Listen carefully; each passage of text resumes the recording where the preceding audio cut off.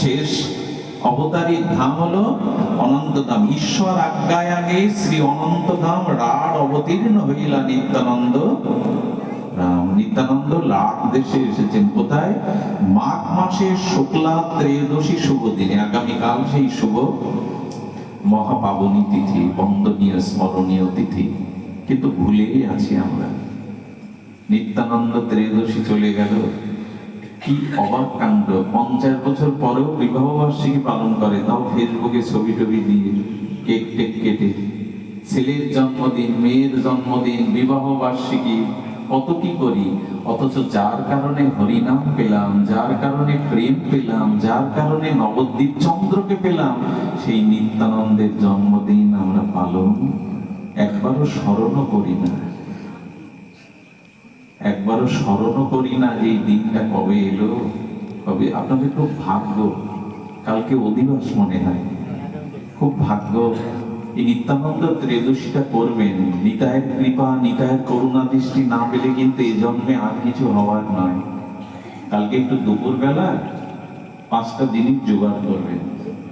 একটু দধি, একটু ঘরে পাতলে ভালো হয়, একটু দধি, দুগ্ধ, ঘৃত, মধু, এক ফোঁটা, এক কিঞ্চিত, যত কিঞ্চিত, আর একটু শর্করা, যদি পারেন একটু ডাবের জল, একটু ফলের নির্যাস, এগুলি দিয়ে যদি বাড়ি বিগ্রহ না থাকে, গৌরের যে পট আছে, পটটা একটা সুন্দর নতুন থালার উপরে রাখবেন, ওখানে ত্রিকোণ এঁকে একটু তুলসী পাতা দিবেন, নিত্যানন্দ প্রভু সবে পঞ্চতত্ত্ব আছে বসাবেন, ওইখান থেকে একটু জলসংক দিয়ে অভিষেক করবেন মধ্যাহ্নে 12টার থেকে 12:30টার মধ্যে একটু করি।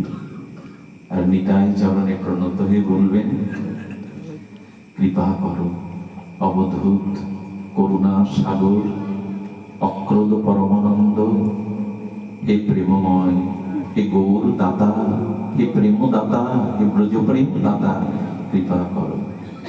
নিত্যানন্দ নমস্তভ্যং প্রেমানন্দ প্রদায় প্রেম দাও, গৌর ভক্তি দাও, নামে নিষ্ঠা দাও, এটুকু অবশ্য পালন করা উচিত। এই হরিনাম কে পেত?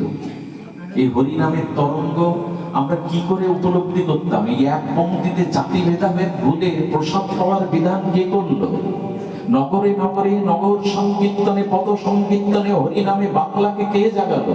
সারা বিশ্বকে হরিনামের প্রেমে কে উন্মত্ত করলো? তার তরু বন্ধই হলো, তার গোড়াই হলো, তার শিকড় হলো শ্রীমান নিত্যানন্দ। তাকে স্মরণ করা, যে নিতাই মানে না, সে গৌর মানে না, এই জন্য অবহেলা নয়। কালকের দিনটা একটু হলেও ঘরের মধ্যে একটু বাতি জ্বালিয়ে, একটু ধীপ জ্বালিয়ে, একটু ভোগরাগ নিত্যানন্দ প্রভুকে দিয়ে একটুখানি তার অভিষেকটা করবেন। কিছু যদি না থাকে একটু সুগন্ধি জল দিয়ে, গঙ্গা জল দিয়ে করবেন, একটু একটু একটু জল দিয়ে করলেন, একটু কর্পূর বাসিত করে, সুগন্ধিত করে একটু জল দিয়ে করলেন। যদি পঞ্চামৃত জোগাড় না থাকে, একটু তো করবেন, একটু তো স্মরণ করবেন। কত কি করি আমরা, লাখ লাখ টাকা ছেলে মেয়ের বিবাহে কতজনকে নিমন্ত্রণ করা, কত উচ্ছ্বাস, কত লাইট প্যান্ডেল, কিন্তু নিত্যানন্দ প্রভুর জন্য একটা বাতি জ্বালবো না? প্রভুর আবির্ভাবের দিনে একটু প্রভুকে অভিষেক করবো না? একটু প্রভুর গুণকীর্তনে উন্মত্ত হব না? এই জন্য দৃঢ় করি ধরন তার পায়। মাঘ মাসে শুক্লা ত্রয়োদশীতে অবধূত এলেন। কোথায় এলেন? হারাই পণ্ডিত।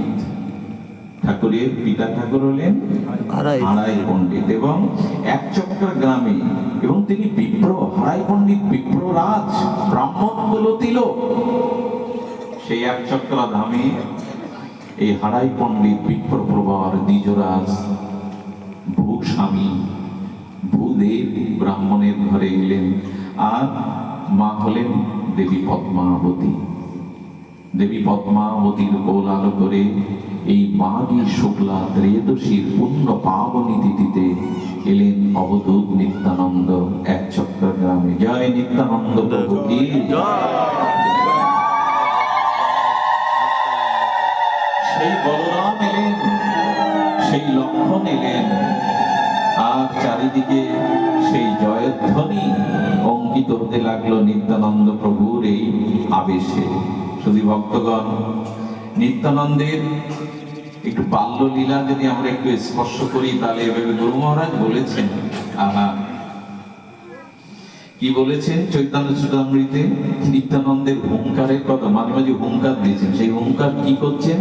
হুঙ্কার করায় কৃষ্ণ আবেশের তেজে, যে ধ্বনি ব্রহ্মাণ্ড ভেদী বৈকুণ্ঠেতে বাজে, যে প্রেমের হুঙ্কার শুনিয়া কৃষ্ণ না ভক্তি বসে আপনি হইল সাক্ষাৎ। অদ্বৈতের হুঙ্কারেই তো গৌর এলেন, কিন্তু গৌরের আগে এলেন শ্রীপাদ নিত্যানন্দ। এই লীলাতে তিনি বড়, এই লীলাতে তিনি বড়। তো সেই গোলক স্পর্শী হুঙ্কার লীলাতে গৌর আনানিধি অদ্বৈতের আগমনে গৌর এলেন, কিন্তু গৌর লীলা পরিপূরণ ততদিন হয়নি, নামের তরঙ্গ ততদিন শিবাসঙ্গ থেকে বাহিরে বেরোয়নি, যতদিন নিত্যানন্দের সাক্ষাৎ প্রভুর সাথে না হলো। আমরা একটু নিত্যানন্দের সাথে প্রভুর সাক্ষাৎটা করিয়ে। হারাই পণ্ডিত মা পদ্মাবতীর এক চক্র গ্রামে মাঘী শুক্লা ত্রয়োদশীতে যখন এলেন, নিত্যানন্দ প্রভুর শিশুকালটা কেমন জানেন? সব ভগবানেরই তার এই বাৎসল্য লীলা বড় মধুর। বাল্য ক্রিয়া করেন নিতাই চাঁদ, যখন খেলা করেন তখন সমস্ত নরনারী দূর থেকে নিতাই চাঁদের এই বাল্য ক্রীড়া বা খেলা দেখেন। কিরকম খেলা জানেন? একদিন খেলছে, সেখানে বর্ণনা করেছেন, শিশুগণ সঙ্গে প্রভু যত ক্রিয়া করে কৃষ্ণের কার্য বিনার নাহিস করে। সমস্ত খেলাগুলি খেলবে ওই দাপারের যা যা লীলা হয়েছিল, পুতনাবধ, গিরিরাজ ধারণ, সব ওই অনুকরণে। আর কোনো খেলা নিতাই চাঁদ নিত্য আনন্দময়, নিত্য প্রেমময় নিত্যানন্দ আর কোনো খেলা করে না। কৃষ্ণের কার্য বিনা নাহি ফুরে স্ফুরে, অর্থাৎ যত খেলা খেলবে ভগবানকে নিয়ে। আমরা সংসার নিয়ে খেলি, আমরা কামনা বাসনা, আমরা প্রপঞ্চ রূপ যৌবন নিয়ে, শব্দ স্পর্শ নিয়ে খেলি, আর নিত্যানন্দ খেলছেন কৃষ্ণ লীলা নিয়ে। এই জন্য ছোটবেলা থেকে লক্ষণে বোঝা যায় কত দূর যাবে। পূর্ব সংস্কার ছাড়া হরিভক্তি হয় না, সহজে হয় না। তো কি করেছেন? দেবসভা করেন মিলিয়া শিশুগণে, পৃথিবীর রূপে কেউ করে নিবেদনে, তবে বৃত্তি লইয়া সভা নদী তীরে যায়, শিশুগণ মিলি স্তুতি উদ্ধ গায়। কোন শিশু লোকায়া উদ্ধ করি বলে, জন্মিবাং গিয়া আমি মথুরা গোকুলে। এমনি করে লীলা করছেন। শেষে রাম অবতারে কি করছেন? রাম অবতারে উনি তো লক্ষণ, একজনকে মেঘনাথ সাজিয়েছে, একজনকে রাবণ সাজিয়েছে, আর নিজে লক্ষণ হয়ে দাঁড়িয়েছে। মিথ্যে মিথ্যে ফুলস্বরে তীর ছুটতে বলেছে, সেই তীরে নিত্যানন্দ মরছি, তার মোর্চা ভাঙে না। ছেলেরা গিয়ে ডাকছে, ভাঙে না। তখন বলছে, ও এ তো সেই লক্ষণ শক্তিশালী পড়েছে, হনুমান লাগবে, একজন হনুমান সাজছে, একজন ওই লতা পাতা মাথায় করে সেই পর্বত আনার মতো এনে সেই লতা পাতা শুকিয়ে যখন দিচ্ছে নাকে, সুসেন বৌদ্ধ সেজেছে একজন। নিত্যানন্দ আমার ঠেলে উঠল। এই খেলারই আবেশ, ওই লীলা স্ফূর্তি হয় তো, লীলাটা হৃদয়ে জাগে তো, এই খেলায় নিত্যানন্দ চলল। কিন্তু নিত্যানন্দ খুব অল্প বয়সে তিনি সন্ন্যাস লীলায় নিলেন। দেখুন, নিত্যানন্দ মহাপ্রভু অনেক আগেই তিনি সন্ন্যাস নিয়েছিলেন এই জন্য যে জগৎ উদ্ধারের জন্য ত্যাগ চাই। 20টা বছর ধরে, কয়টি বছর? 20টা বছর ধরে নিত্যানন্দ পদব্রজে তীর্থ পরিক্রমা করেছেন, ভারত পরিক্রমা করেছেন। নিত্যানন্দের অভিজ্ঞতা 20 বছরের ভারত পরিক্রমা। 20 বছর অখণ্ড ভারত পরিক্রমা করলেন, তীর্থ পরিক্রমা করলেন, করে সর্বশেষে বৃন্দাবনে এলেন। বৃন্দাবনে এসে তিনি কি করছেন? বৃন্দাবনে এসে তিনি কানাই, ওই বলরাম ভাবে প্রকাশ হয়েছে, ডাকছে, কানাই কানাই তুমি কোথায় লুকিয়েছো কানাই। এই যখন ডাকছে, হঠাৎ একজন 7 হাত লম্বা বেরিয়ে এলো গিরিরাজের গুহা থেকে। পূর্বলীলায় উনি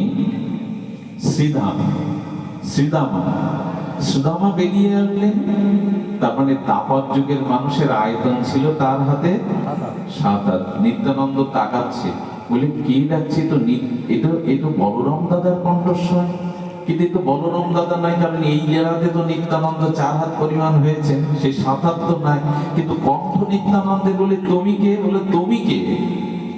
বলেন কানাই দাদার লুকোচুরি খেলছিলাম, আমি গুহার মধ্যে লুকিয়েছি, কানাই দাদা যাতে আমাকে খুঁজে নেয়, লুকোচুরি খেলছে, এর মধ্যেই দাপার লীলা সমাপ্ত হয়েছে, শ্রীকৃষ্ণ নিত্য লীলায় চলে গেছেন, ও আজও বসে আছে কৃষ্ণ আমায় খুঁজে নেবে।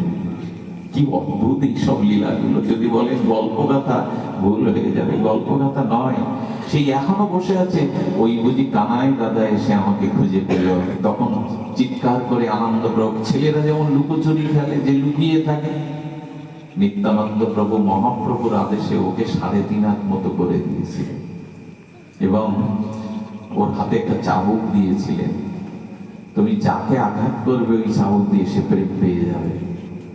নিত্যানন্দ প্রভুকে দেখে বলছেন ইনি কি বলরাম?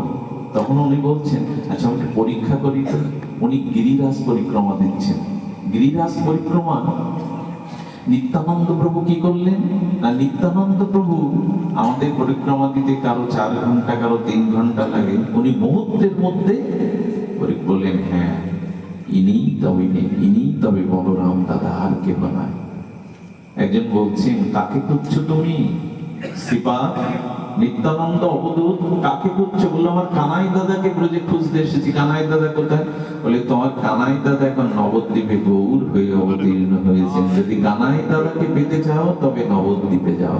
ওই যে শুনলেন নিত্যানন্দ প্রভু দৌড়ালেন, আমার কানাই নবদ্বীপে আবির্ভূত হয়েছেন, নিমাই রূপে আবির্ভূত হয়েছেন।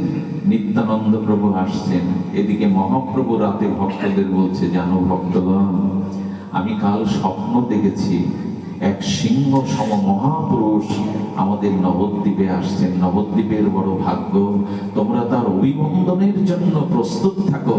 তিনি তালধ্বজ রথে উঠে আর মাথায় নীল পাগড়ি পরে, নীল কাপড় পরিহিত হয়ে, আর তিনি সেই ঘূর্ণায়িত নেত্রে তিনি আসছেন, এসে আমার বাড়ির সামনে রথটা দাঁড়িয়ে বলছে এটা কি নিমাই পণ্ডিতের বাড়ি? যেদিন আসবেন তার আগের দিন মহাপ্রভু স্বপ্নেতে এই কথা ভক্তকে বলছেন, এটা নিমাই পণ্ডিতের বাড়ি? জিজ্ঞাসা করছেন, তোমরা বরণ করে নেওয়ার জন্য প্রস্তুত থাকো। নিতাই চাঁদ এলেন, নন্দন আচার্যের গৃহে লুকিয়ে পড়লেন, দেখি আমার কানাই যদি হবে তবে আমি আসলে আমাকে খুঁজে নেব, আমি খুঁজতে যাব না। যদি আমার কানাই গৌর হয়ে আসে, সেই ব্রজের কৃষ্ণই নবদ্বীপে গৌর হরি হয়ে আসে, নিমাই হয়ে আসে, তবে আমি খুঁজব না, নিমাই আমাকে। নন্দন আচার্যের গৃহে আর কুটিরের মধ্যে এক কোণে বসে আছেন অবধূত নিত্যানন্দ। মহাপ্রভু বললেন ওগো, নবদ্বীপের ভাগ্যাকাশে বুঝি উদয় হলো সৌভাগ্যের, তোমরা যাও সংকীর্তনের দ্বারা তোমরা শ্রীপাদকে নিয়ে এসো। ভক্তগণ সংকীর্তন করতে করতে পুরো নবদ্বীপ নগর কীর্তন করে প্রতি ঘরে ঘরে থেকে বলছেন প্রভু কেউ তো মহাপুরুষ আসেনি। নিত্যানন্দ চাইছেন তুমি না এলে আমি ধরা দেব কেন, খুঁজতে হবে তো তোমায়। মহাপ্রভু পেলে না, তবে আমার সাথে এসো। প্রভু সংকীর্তন করতে করতে, প্রেমে নৃত্য করতে করতে সেই নন্দের আচার্যের গৃহের মধ্যেই প্রবেশ করেছে। এই লীলাতেই প্রথম দেখা। প্রথম দেখাটা কেমন শোনো। দেখছেন কোটি সূর্য জ্যোতি প্রভা হয়ে এক মহাপুরুষ প্রকাণ্ড শরীর বসে আছেন। মহাপ্রভু যখন গেলেন, দুজনের দুটি করে চোখ, 4টে চোখ দুটো হয়ে গেল, একে অপরের দিকে তাকিয়ে আছে, মুখে কোনো ভাষা নেই, কারণ ওই রাজ্যের শব্দ পৌঁছায় না। এখানে রবীন্দ্রনাথ কবিগুরু উনি মনে হয় দেখেছিলেন, দেখে একটা লাইন লিখে দিলেন। ঋষি কবি লিখলেন তুমি অনেক কথা যাও যে বলে কোনো কথা না বলে। কোনো কথা হচ্ছে না, কিন্তু সব কথা হয়ে যাচ্ছে চোখে চোখে। হ্যাঁ, কতদিন পরে দুজন দুজনকে কাছে পেয়েছে। তুমি অনেক কথা যাও যে বলে কোনো কথা না বলে। কি বলছে জানেন? নিতাই চাঁদ প্রশ্ন করছেন, নিতাই চাঁদ প্রশ্ন করছেন তুমি কি আমার সেই ভাই কানাই? যদি তাই হবে তবে তোমার বাঁশি কই? বাঁশি তো থাকতে হবে আমার ভাই কানাই বলে। কেউ কিন্তু কথা বলছে না, অনুভূতিতে চোখে চোখে কথা হচ্ছে। তখন মহাপ্রভু বলছেন, দাপরে তুলেছিলাম মুরলীর তান, কলিতে তাহাই হয়েছে আমার হরি গুণাগুণ গান। শ্রীপাদ, দাপরে যে বংশীর ধ্বনি, ওটা হরি নামের ধ্বনি হয়েছে এই লীলাতে। আচ্ছা, তুমি দেখছি শান্ত, সমাহিত, স্থিতিপজ্ঞ, তো তারপরে তো তুমি খুব দুষ্ট ছিলে, দৌড়াদৌড়ি করতে, গোষ্ঠে খেলতে, তুমি কেন স্থির? আহা, মহাপ্রভু অন্তর্ভেদী অনুভবে বলছেন, তারপরে খেলেছিলাম দৌড়াদৌড়ি, কলিতে সে খেলা হয়েছে আমার ধুলায় গড়াগড়ি। এবার আর দৌড়াবো না, এবার ধুলায় গড়াবো। আমি যদি দৌড়াই কেউ আমাকে পাবে না, তাই যে খেলা খেলেছিলাম তারপরে দৌড়াদৌড়ি, কলিতে সে খেলা হয়েছে আমার ধুলায় গড়াগড়ি। আজ স্বয়ং ভগবান তার পর্বত স্বর্ণ কাঞ্চন এই দেহটা ধুলায় লোটাচ্ছে। মহাপ্রভু যিনি রাধা ভাব নিয়ে এসছেন, কেন জানেন? নিজে না আচরণ করলে অন্যকে শিক্ষা দেওয়া যায় না। এবার গৌর হরি ভগবান স্বরূপে আসেননি, ভক্ত রূপে এসেছেন। কারণ কলিযুগের মানুষ উপদেশ নেবে না, এ যুগে উপদেশে কোনো কাজ হবে না। নিজে না মজলে অপরকে মজানো যায় না, নিজে না কাঁদলে অন্যকে কাঁদানো যায় না, নিজে না কাঁদলে অন্যকে কাঁদানো যায় না, নিজে না মজলে অন্যকে মজানো যায় না। তাই আজ প্রভুর তপ্ত সোনার কাঞ্চন অঙ্গটা ধুলায় লুটাচ্ছে, যদি আমাকে দেখে জীবের এ জাতীয় দশা হয়। আচ্ছা, দাপারে তোমার ঠোঁটের কোণে সর্বদা স্মিত হাসি থাকতো, সেটা কোথায়? নিতাই চাঁদ প্রথম দর্শনে জিজ্ঞাসা করছে, তারপরে তোমার অধরের কোণে হাসি লেগে থাকতো, তুমি যদি আমার ভাই কানাই হবে, তোমার হাসি কোথায়? মহাপ্রভু বললেন, দাপারে অধর কোণে ছিল যে স্মিত হাসি, কলিতে তাই হয়েছে আমার নয়নের অশ্রু রাশি। মহাপ্রভুর কোন ছবিতে হাসতে দেখেছেন কেউ? সারাটা জীবন কেঁদেছেন গৌর হরি। শুধু নিজে কাঁদেননি, বিষ্ণুপ্রিয়াকে ঘরে বসে কাঁদতে বললেন, আর সচিমা রাস্তায় রাস্তায় নিমাই নিমাই বলে কাঁদলো। এই তিনজন সারা জীবন কেঁদেছেন, কেন জানেন? যদি এই তিনজনের কান্না একত্রিত হয়ে আমাদের হৃদয়ে একটু গলে। তিনজন কাঁদলেন আমাদের জন্য। এমন এমন ভগবান আসেনি, আসবে না। ভগবান কাঁদবে কেন? তার তো গৃহ জ্বালা নেই, তার তো রোগ শোক নেই, তিনি তো জন্ম মৃত্যু জরাব্যাধির কবলিত নন, কাল তার অধীনস্থ।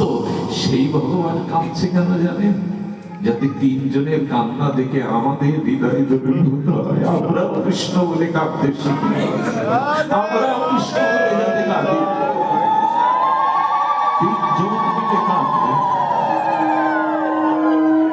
আজ দুপুরে আস্বাদন করছিলাম, মহাপ্রভু যখন কাঁদতেন না, মহাপ্রভুর চোখের জলে পাশে যারা থাকতো তারা স্নান করে যেত। পুরী ধামে মহাপ্রভু লীলাচলে জগন্নাথের সামনে কাঁদতে কাঁদতে নালা হয়ে গেছিল। কারো চোখের জলে খাল তৈরি হয়, চোখের জলে একটা পুকুর হয়ে গেছিল ছোটখাটো। এ কি ভাষা দিয়ে বোঝাবার কথা? এ কি কাউকে যুক্তি দিয়ে বোঝানো যায়? যদি মহাপ্রভুকে প্রশ্ন করেন, প্রভু এত কাঁদছো কেন, এত কাঁদছো কেন?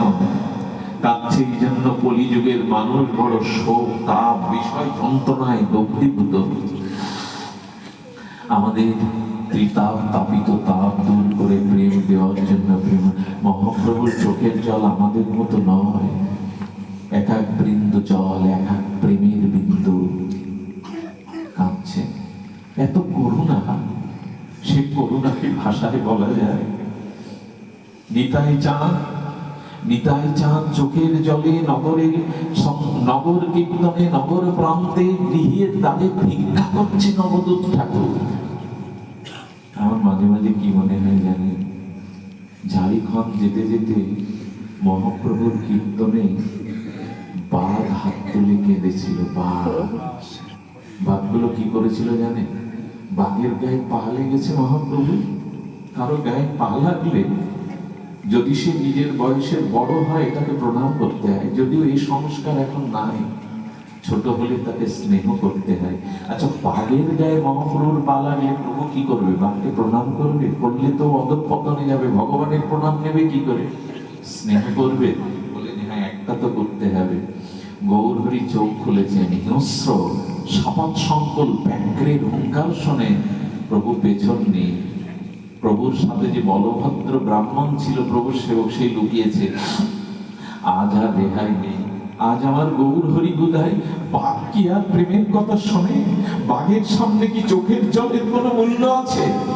বাঘকে দেখে মহাপ্রভু এগিয়ে যাচ্ছে, বলেন ওরে কত জন্মে কত অপরাধে সাবৎ সংকল হিংস্র ব্যাঘ্রে জন্মেছিস, আয়না একবার কৃষ্ণ বল। কোন ভগবানের এরকম করুণার কথা শুনেছেন বনের ব্যাঘ্রকে? মহাপ্রভু বললেন আয় একবার কৃষ্ণ কহ, একবার কৃষ্ণ বলো। মহাপ্রভু হাত তুলেছে। আচ্ছা, বাঘ বলবে তো? হিংস্র ব্যাঘ্র কৃষ্ণ বলবে তো? কিন্তু সামনে কে দাঁড়িয়ে?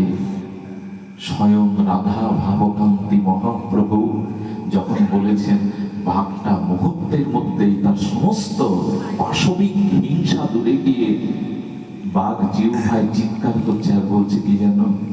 মানুষ তোমরা কত ভাগ্যবান, আমার চিৎকারে কোন কেঁপে ওঠে। এত বড় কণ্ঠস্বর, এত উচ্চ কণ্ঠস্বর, এত বড় জিহ্বা, কিন্তু কৃষ্ণ বলতে তো পারছি না। তোমাদের জিহ্বায় কৃষ্ণ আসে, অন্য কোন প্রাণীর জিহ্বায় কৃষ্ণ আসে না। এর মানেই হলো মানুষকেই কৃষ্ণ বলবার জন্য ভজনযোগ্য দেহ দিয়েছেন গোবিন্দ ভগবান। বললাম ব্যাঘ্র হাত তুলেছে, ওর স্বরে ও কৃষ্ণ বলছে।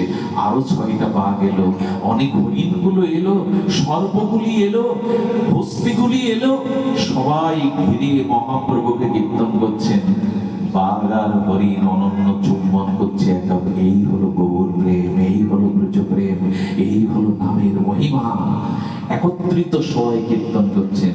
মহাপ্রভু কৌতুকী মহাপ্রভু ওদের যেখানে দাঁড়িয়ে কীর্তন করছিলেন না মহাপ্রভু, ওই পাথরটা গলে গিয়ে পাথরের বুকে মহাপ্রভুর চরণ বুকে নিয়ে নিল। পাথর আজও দীর্ঘ 16 ইঞ্চি পরিমাণ মহাপ্রভুর চরণটা ওইখানে আছে বিলুটি গ্রামে, ঝাড়িখণ্ড জঙ্গলের পথে।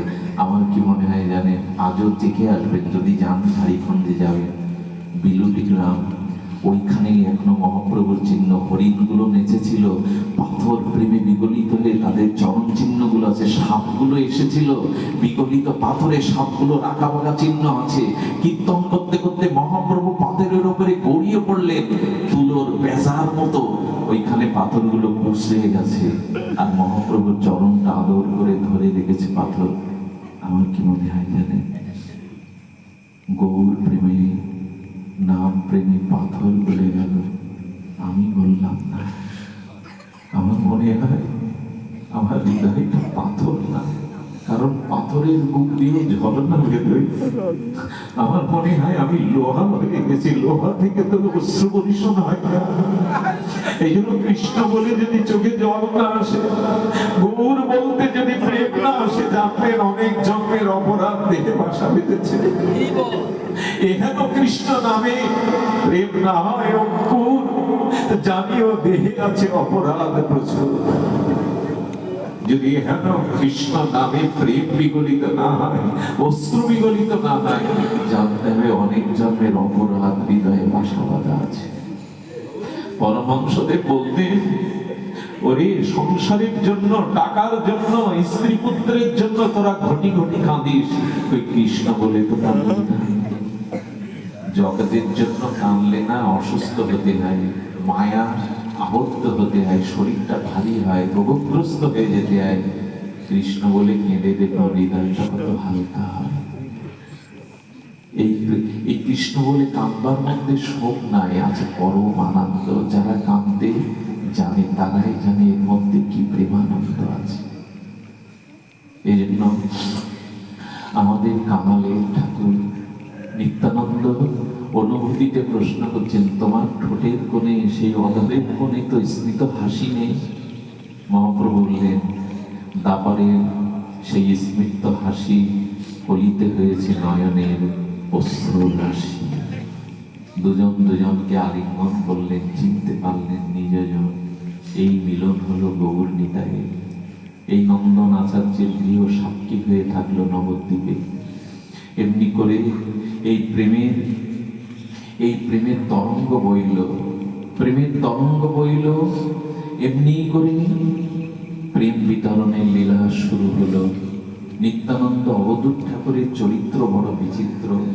সময়ের অভাবে আমরা একটু বেশি দূর যেতে পারবো না, তবে এইটুকুই বলি যে নিত্যানন্দ প্রভু এই অদ্ভুত বিচিত্র তার লীলা, বিচিত্র তার প্রেম বিতরণ। আচ্ছা, একটা কথা মনে পড়লো শ্যামসুন্দর পণ্ডিত বাবাজির বন্দিত বিশ্ববন্দিত চরণে। নিত্যানন্দ কাউকে হাত দিয়ে কৃপা করেননি। নিত্যানন্দ প্রভু কাউকে হাত দিয়ে আশীর্বাদ করেননি। কি দিয়ে করেছেন জানেন? পা দিয়ে, চরণ দিয়ে। আচ্ছা, মানুষের সব থেকে উত্তম অঙ্গ তো মস্তক, শরীরের সব থেকে উত্তম অঙ্গ মস্তক। মাথায় যদি কেউ পা দেয়, এটা কি শোভনীয়? শোভা পায় কি মা? পায় না। কিন্তু নিত্যানন্দ অবধূত কাউকে হাত দিয়ে আশীর্বাদ সব করেছেন পা দিয়ে, চরণ দিয়ে। কেন জানেন? আচ্ছা, মস্তকে ফুল না দিয়ে আমরা মহাপুরুষদের, শ্রী গুরুদেবের বা দেবতাদের পায়ে ফুল দিই কেন? মস্তকে দিলে হতো, বক্ষে দিলে হতো। হলো চরণ হলো চলতে শেখায়, প্রগতির দিকে এগিয়ে যেতে শেখায় চরণ। আর ভগবত আচরণ মানুষকে স্বরূপ রাজ্যে, প্রেম রাজ্যের দিকে চলতে শেখায়। আচরণ আর চরণ, চরণ জগতে এগিয়ে দেয় মানুষকে, আর আচরণ মানুষকে প্রেমের পথে, ভক্তির পথে এগিয়ে দেয়। তাই চরণ দিয়ে যেমন চলতে হয়, তেমনি আচরণ দিয়েও তার কাছে পৌঁছাতে হয়, প্রেমের কাছে পৌঁছাতে হয়। তাই নিত্যানন্দ বললেন, চরণেই তো সব। এবার আমি অল্প কৃপা করতে আসিনি, আংশিক কৃপা করতে আসিনি। আমার যা কিছু শক্তি, প্রেম আছে, সব দিতে এসেছি। তাই কাউকে কৃপা করতে গেলে নিতাই চাঁদ চরণ মাথায় তুলে দিলেন, যা আমি সব দিয়ে দিলাম, আমার যা কিছু আছে। শুনেছেন কখনো এরকমটা হয়? যেদিন পানিহাটিতে রাঘব ভবনে সেই ষোলধনী গঙ্গার বটবৃক্ষের তলে নিত্যানন্দ প্রভু বসে আছেন পার্শ্বজন নিয়ে, যেন কোটি সূর্য উদয় হয়েছে। প্রভুর পাশে বসে আছেন নিত্যানন্দ পরিকরগণ, দাদাস গোপালগণ। ওই সময় রঘুনাথ দাস গোস্বামী গেলেন। রঘুনাথ দাস গোস্বামী বহুবার সংসার বন্ধন ছিঁড়ে গৌর চরণে চলে যেতে গেছে, কিন্তু গৌর পায়নি, কৃপা পায়নি। শেষে বুঝলেন, একবার নিতাইয়ের করুণা নিয়ে আসি, নিতাই দর্শন করে আছি। সেই পানিহাটিতে ভাগীরথী গঙ্গার তীরে বটবৃক্ষের ছায়ায় প্রভু অবধূত অদ্ভুত নিত্যানন্দ কোটি সূর্য প্রভা জ্যোতিতে বসে আছে। বহু দূর থেকে রঘুনাথ দাস প্রণাম করেছেন। যেই প্রণাম করেছেন, নিত্যানন্দের কানে কানে দাদাস গোপালের একজন বলছেন, হ্যাঁ, ওই যে যিনি সাধক বলছিলাম, ওনার নাম অবিরাম গোপাল, অবিরাম ঠাকুর। তো কানে কানে বলছেন, হ্যাঁ প্রভু রঘুনাথ এসেছে। রঘুনাথকে আকর্ষণ করে টেনে নিলেন নিত্যানন্দ, বলে, চোরা, এতদিন বাদে দিলি দর্শন। চোর বলছে কেন? ষড়গোস্বামীর অন্যতম রঘুনাথ দাস গোস্বামীকে নিত্যানন্দ বলছে, চোরা, এতদিন বাদে দিলি দর্শন, এতদিন বাদে দিলি। চোর বললেন কেন? আহা, কেন বললেন জানেন? কারো দ্রব্য তাকে না বলে নেওয়ার নাম চুরি। তো নিত্যানন্দ প্রভু বললেন, গৌর তো আমার, আমি না দিলে গৌর পাবি না, গৌর প্রেম পাবি না, গৌর চরণাশ্রয় পাবি না। তা আমার গৌরকে তুই আমাকে না জানিয়ে আমার কৃপা নিয়ে পেতে গেছিস, গৌর তো পাসনি। কতবার ফিরিয়ে দিয়েছে, কতবার দর্শন পারনি। তাই বললেন, চোরা, এতদিন বাদে এলি, আয় আয় বলে নিত্যানন্দ আকর্ষণ করে টেনে দোকান পা মাথায় তুলে দিলেন। যা, আজ আমি তোকে গৌর দিয়ে দেবো, আজ তোকে গৌর চরণে শোভে দেবো। কে বলতে পারে এক নিতাই ছাড়া? সেদিন বললেন, আমি তোকে দণ্ড দেব, চিড়ে দধি কলা এনে আর চিরাদদি উৎসব শুরু হলো। সেই থেকে চিরাদদি উৎসব, সেই পানিহাটিতে ভক্তগণ চিরাদদি পেলেন। নিত্যানন্দ আসনের পাশে আর একটা আসন পেতেছেন, কেউ জানে না আসনটা কার। নিত্যানন্দ প্রভু আহ্বান করলেন, তখন লীলাচলে মহাপ্রভু সেই লীলাচল থেকে নিত্যানন্দ আহ্বানে এসে সেই আসনে নিতাই বসালেন মহাপ্রভুকে। বসিয়ে প্রসাদ মুখে তুলে দিয়ে বললেন, আজ রঘুনাথকে তোমার চরণে দিয়ে দিলাম। রঘুনাথ, তুমি চিরদিনের মতো গৌর চরণ পেলে। কে দেবে গৌর? নিতাই দেবে। নিতাই ছাড়া গৌর মিলবে না। এত করুণা। সেবানন্দ সেনের কি লীলা! মহাপ্রভু বলেছেন সেবানন্দ সেনকে, ধনী ভক্ত তো যারা ধনী ভক্তের মধ্যে গৌর পরিবারের মধ্যে সেন সেবানন্দ অন্যতম। বলেছেন লীলাচলে রথযাত্রায় যারা আসবে খরচ দিয়ে, মতের সমস্ত আহার বিহার দিয়ে তাদের আমার কাছে আনবে। যেতে যেতে নিত্যানন্দ প্রভু সাথী হয়েছেন গৌরীয়দের সাথে। নিত্যানন্দ চলেছেন, নিত্যানন্দ প্রভুকে এক গাছতলায় রেখে বলছেন খাজনাগুলো, কত খাজনা। তখন যেতে গিয়ে নৌকা পার, ছোট ছোট রাজ্য, তাদের আবার কর দিতে হতো। সে দিতে গিয়ে দেরি হয়ে গেছে। নিত্যানন্দ লেগেছে ক্ষুধা, নরলীলা তো, ক্ষুধায় কাতর অবধূত নিত্যানন্দ অভিশাপ দিতে শুরু করেছে। সেন সেবানন্দের ঘরণী সামনে বলছেন, হ্যাঁ সেবানন্দ মরুক, তার ছেলে মরুক। বাবা, নিত্যানন্দ অভিশাপ দিচ্ছে, ক্ষুধার জ্বালায় আমাকে রেখে, হ্যাঁ ওর ছেলে মরুক। সেন সেবানন্দ বরুণী। আর সেবানন্দের স্ত্রী কাঁদতে কাঁদতে স্বামীকে কি বলছে, সর্বনাশ, কাকে এনেছো সাথে? কাকে এনেছো? তোমার অবধূত ঠাকুর অভিশাপ দিচ্ছে আমার ছেলে মরুক, আমি যেন বিধবা হই। সেন সেবানন্দের স্ত্রী যেন বিধবা হই। কাঁদছে আর বলছে পাগল। হ্যাঁ, অবধূত ঠাকুরের লীলা বোঝনি? আরে অবধূত ঠাকুর মুখে বলেছে বলে তুমি মরেছো, এই তো আমি মরেছি। যদি বলবার সাথে সাথে মৃত্যু আসতো, আমি তোমার সামনে দাঁড়াতে পারতাম না। ওটা কেমন যেন। তবে দেখো, স্ত্রীকে বলছেন, মা যখন সন্তানের প্রতি একটু রাগ করে বলে মর মর, মরতে পারিস না, এটা কি মার মুখের কথা? মুখের কথা, মনের কথা না। মর মর, মরতে পারিস না, এটা মায়ের মনের কথা না। একজন ক্ষুধার জ্বালায় নিত্যানন্দ অবধূত ঠাকুর বলছে সেন সেবানন্দের স্ত্রী বিধবা হোক, তার ছেলে মরে যাক, মরেছে, তোমার কেউ মরেছে, ওই তো ওরা দাঁড়িয়ে। সেবানন্দ কাঁদছে আর হাত তুলে বলছে, এতদিন এই দাসকে তুমি তোমার করলে, এতদিন এই দাসকে তুমি তোমার নিজের মনে করলে। হ্যাঁ, তোমার নিজে, আমাকে খেতে দিসনি কেন? আমাকে ক্ষুধায় দাঁড় করিয়ে রেখেছি সেখানে। এই যেই বললেন প্রভু আজ আপনি কৃপা করেছেন, আজ এই দাসকে নিজের করেছেন। যেই গড়াগড়ি দিচ্ছে, নিতাই চরণ বুকে নিলেন, মাথায় তুলে নিলেন সেবানন্দের। এই হলো অবধূত ঠাকুর, যাকে করুণা করেছেন, সব দিয়েছেন 16 আনা। এই জন্য একটু নিতাই বলুন, একটু নিতাইয়ের চরণ আশ্রয় করুন, তাহলে গৌরকে দিয়ে দেবে, সর্বস্ব দিয়ে দেবে। নিত্যানন্দ কিছু বাদ রাখবে না। এত করুণা তার, এত করুণা তার। নিত্যানন্দ প্রভুর তিনি এই কারণ্য অবতারে, করুণার অবতারে পরম প্রেম দান করেছেন। নিত্যানন্দ বসে আছেন পুরী ধামে। মহাপ্রভু বলেছিলেন, নিতাই আপনি কি একবার ভেবেছেন যেদিন আমি থাকবো না, আচার্য অদ্বৈত থাকবে না, আপনিও থাকবে না, এই প্রেম বিতরণ কে করবে? নিত্যানন্দ প্রভু তখন বলছেন, প্রভু বলুন। বলেন, শ্রীপাদ আপনাকে কথা দিতে হবে, আপনাকে বিবাহ করতে হবে, সংসার করতে হবে, কারণ এই প্রেম ভক্তির ধারা যাতে ক্রম পরম্পরা থাকে।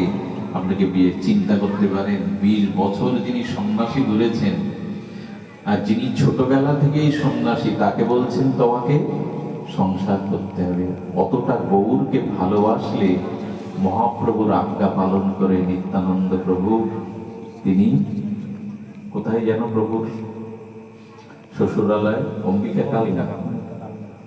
কান্নায়, সূর্যদাস পণ্ডিত অম্বিকা কান্নায় এলেন। দেখুন মহাপ্রভুকে কি রূপে ভালোবাসলে এই বয়সে প্রভু বলছেন বিয়ে করো, সংসার করো। কারণ কৃষ্ণ ভক্তি, প্রেম ভক্তি, মহাপ্রভুর কতটা চিন্তা ছিল আমাদের জন্য।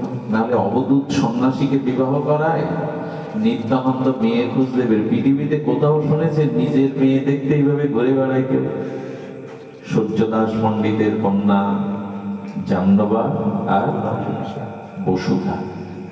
জাহ্নবা শক্তি, নিত্যানন্দই শক্তি। যেমন সীতা রাম, হ্যাঁ, লক্ষ্মীর নারায়ণ, তেমনি জাহ্নবা হলো নিত্যানন্দ শক্তি। সূর্যদাস পণ্ডিত বাবা নিত্যানন্দ আজ বিয়ে করবে বলে নিজে এসে আছি, সূর্যদাস পণ্ডিত তোমার নাকি মেয়ে আছে, আমার সাথে বিয়ে দেবে। এরকম নির্লজ্জ কেউ আছে যে নিজের কথা বলে? তোমার সুকন্যাকে আমার হাতে দাও, বিয়ে দেবে। স্ত্রী ঘরে রেখে স্বামীকে বলছে, সূর্যদাসকে, কি কার কপাল দেখে উঠেছে আর নিজের বিয়ের কথা হুঙ্কার দিয়ে কেউ এরকম বলে? আরে অবধূত কোনো ঠিক নাই, কোথায় কি কোথায় ঘুরে বেড়ায়, কি করে বেড়ায়, আমি মেয়ে দেবো না। আমার এই লক্ষ্মী স্বরূপিণী মেয়েকে। তবে নিত্যানন্দকে সরাসরি তো না বলা যাবে না। সরস্বতী না বললে যদি আবার প্রভু ক্রোধ করে, বললেন মেয়ের তো একটা মতামত দরকার। অবধূত ঠাকুর, আমি তার মতামত জেনে আপনাকে জানাবো। যেই নিত্যানন্দ ফিরে গেলেন, জাহ্নবা গায়ের গন্ধ, চরণের গন্ধ শুকে বলেছিলেন, আমারই প্রিয়তম এসেছে। সঙ্গে সঙ্গে মূর্ছিত হয়ে পড়ে গেলেন, আর প্রাণ নেই, আর নিঃশ্বাস বয় না। সঙ্গে সঙ্গে সূর্যদাস পণ্ডিত বলছেন স্ত্রীকে, তোমার কারণে আর জাহ্নবাকে হারালাম। নিত্যানন্দ অবধূত ঠাকুরকে ফিরিয়ে দিলে ঘর থেকে, মেয়ে আর বাঁচে। এই যখন চিতায় নিয়ে যাচ্ছে না বলহরি বলতে বলতে, নিতাই চাঁদ বসেছিল সকালে দিয়ে। নিতাই চাঁদ বলছে, রাখো রাখো, লাভাও তো। যেই লাগিয়েছে বলছেন, সূর্য পণ্ডিত, সূর্যজাত পণ্ডিত, আচ্ছা তোমার মেয়েকে যদি আমি বাঁচিয়ে দিতে পারি, আমার সাথে বিয়ে দেবে, এই সবটা আমি বাঁচাতে পারি। বলে, প্রভু প্রভু আপনি কৃপা করুন, করুণা করুন, আমি সর্বস্ব দিয়ে দেব। নিত্যানন্দ কানে কানে দিয়ে যেই বললেন, সঙ্গে সঙ্গে জাহ্নবার প্রাণ ফিরে পেলেন। বিবাহ হলো। বিবাহ বাসরে বসুধা পান দিতে গিয়েছিলেন, জামাইবাবুকে পান দিতে গেছে। উনিও তো শক্তি, ওনার পানি গ্রহণ করলেন, ওনার হাত ধরলেন, বলে অন্তত যৌতুক হিসাবে আমাকে দাও। নিত্যানন্দের বিয়ে বড় রহস্যময়, আনন্দ হয়। ঠাকুরের শুরু হলো সংসার জীবন। আর যদি নিত্যানন্দ মহাপ্রভুর কথায় সংসার না করতেন, আমাদের প্রেম ভক্তির তরঙ্গ অনেকখানি স্রোত থেমে যেত। শুধু প্রভুকে আনন্দ দেওয়ার জন্য নিতাই চাঁদ সংসারী হলেন। এত বড় সন্ন্যাসী শিরোমণি। সবশেষে বলি, চৈতন্য অভিন্ন তনু গৌরাঙ্গ। আবার বলবো শব্দটা, চৈতন্য অভিন্ন তনু। নিতাইকে আর গৌরকে যেন আলাদা আমরা না করি, কারণ অভিন্ন চৈতন্য, তনু আমার গৌর, যেন ভেদ না করি। সেই অভেদ তত্ত্ব গৌর নিত্যানন্দের একটা স্মৃতি মনে পড়লো। এটা বলেই পাঠ বিশ্রাম। বড় অদ্ভুত, বলতে গেলেই হৃদয়টা বড় দুর্বিভূত হয়ে যায়। শুনুন, একদিন কি করেছেন মহাপ্রভু? তো তীব্র ত্যাগ বৈরাগ্য, মাধুর বিরহে গম্ভীরার মধ্যে তার বিরহ। কি করেছেন তিনি? মহাপ্রভু তো জানতেন, মাথায় বালিশ দেননি 12 বছর।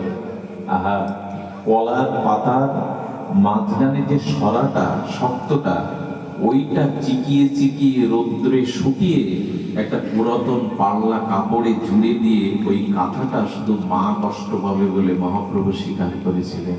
আর কিছু তিনি ব্যবহার করেন। এইগুলো আমাদের গৌর, এইগুলো তার ত্যাগ। রান্নাঘরও ছিল না, কাশী মিশ্রের থেকে প্রসাদ আসতো, জগন্নাথের প্রসাদ আসতো, আর একটা প্রদীপ ছিল। মহাপ্রভুর গম্ভীরার মধ্যে জানেন, আমরা পুরীতে যে গম্ভীরা দেখি, এটা আদি গম্ভীরা নয়, ওর পেছনেই আছে সেই মূল গম্ভীরা। সকলকে ওটা দেখতে দেয়া হয় না। ওইখানে পাটা বিস্তার করে শয়নও করা যেত না। 12টা বছর মহাপ্রভু এর থেকে বেরোননি। ভাবা যায় তার ত্যাগ, তার বৈরাগ্য। সেই মহাপ্রভুর এত তীব্র ত্যাগ বৈরাগ্য, কিন্তু নিত্যানন্দ প্রভু একদিন সকালে গালে পান দিয়েছেন, গালটা রাঙা করেছেন, আর নববিধা অলঙ্কার 9টা অঙ্গে পড়েছেন। একজন ব্রাহ্মণ বিপ্র বৃদ্ধ এসে মহাপ্রভু কাছে, প্রভু আপনাকে দেখে বড় বৈরাগ্যের উদয় হয়, আপনার মতো ত্যাগ বৈরাগ্য পৃথিবীতে কোথাও দেখা যাবে না, কিন্তু অবধূত নিত্যানন্দকে বড় অদ্ভুত লাগে। কখনো পান চিবায়, গাল ভাঙা করে, আজ দেখি অলংকার করেছে, আমি বুঝতে পারি না। মহাপ্রভু বললেন, সর্বনাশ, আজ থেকে তোমার সব গেল। নিত্যানন্দ মহা অধিকারী। ছোট খাওয়ার পাত্রের জলে একটা তৃণ পড়লে ওই জল খাওয়া যায় না, কিন্তু গঙ্গার জলে মলমূত্র লাল ভেসে গেলেও গঙ্গা জল খাওয়া যায়, বড়তে দোষ হয় না। মহা অধিকারী নিত্যানন্দ, তুমি তার দোষ দেখেছো মানে তোমার এই জীবন পরজীবনের সব ভক্তি যদি ক্ষমা পেতে চাও, যাও নিতাইয়ের চরণে ক্ষমা পেতে। এই কথা মনে করাও তোমার সব ভক্তি নষ্ট। যেই বলেছেন, এই বিপ্র ব্রাহ্মণ নিত্যানন্দ চরণে পড়ে বললেন, অবধূত ক্ষমা করুন, আমি আপনার গায়ে অলংকার দেখে, নববিধ অলংকার দেখে আমি আপনার ভিতরে দোষ দর্শন করেছি, ক্ষমা করো। ক্ষমার মূর্তি কারণ্য ঘনমূর্তি নিত্যানন্দ বললেন, অলংকার কেন করেছে জানো? এই কথা বড় অনুভূতির রাজ্যের কথা। কেন করেছি জানো? এই দেহ আমার নয়, এ দেহকে আমি গৌরকে দিয়ে দিয়েছি। এ দেহ আমার নয়, এ দেহ সমর্পণ করেছি গৌরে। এ দেহটাকে আমি আমার দেহ না মনে করে গৌর দেহ মনে করি। যেদিন নবদ্বীপে তার সৌন্দর্য মাধুর্য দেখেছিলাম, সেদিন মনে ছিলাম এই ভুবন ঘনালো রূপকে আমি একদিন সাজাবো, আমি একদিন সাজাবো। কিন্তু প্রভু সন্ন্যাস নিলেন। প্রভু রাজদর্শন করেন না, প্রভু সন্ন্যাস নিলেন। প্রভুকে আর সাজানো হলো না। বলতো, নিজের প্রিয়জনকে সাজাতে মন চায় নাকি? আমার গৌর সন্ন্যাস নিয়ে নিলাম, আমি গৌরকে সাজালাম, গৌরকে সাজাতে পারলাম না। তাই মনে করলাম, এর দেহ যখন গৌরেরই, তাহলে এই দেহকে সাজালে তো গৌরের সাজার স্বাদ মিটবে আমার। তাই এই অঙ্গকে গৌরাঙ্গ মনে করে আমি অলংকার করিয়েছি। আমাকে পরাইনি, আমি গৌরকে করিয়েছি।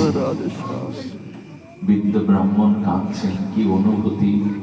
গৌরকে সাজাতে পারবো না, তাই এই দেহকে গৌরঙ্গ মনে করে এই দেহের অলংকার করিয়েছে, আর মনে করেছে আমার গৌরের কি সৌন্দর্য। এ ভাবা যায় গো, এ ব্যাখ্যা করা যায়।